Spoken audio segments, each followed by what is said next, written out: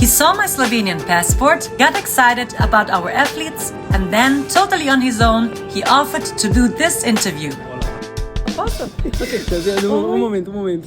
Oi, boa noite, tudo bom? Tudo bem. Posso perguntar como se chama você?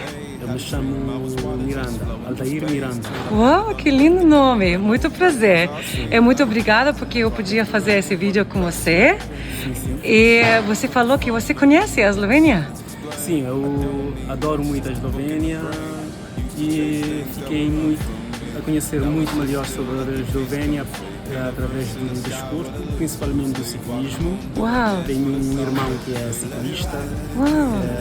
Da localidade onde eu resido, onde eu sou natural, que é Santo Antão. Na minha zona tem muitos ciclistas.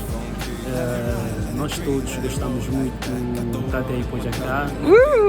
Você conhece? E o primo Roglic, Roglic,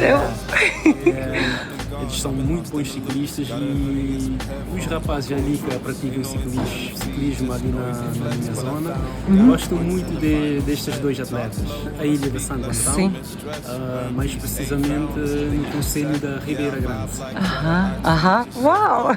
Então, Primož Roglic, se slišal, tudi tukaj si poznan.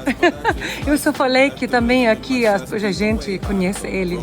Super, muito obrigada por isso e boa sorte e muito esporte.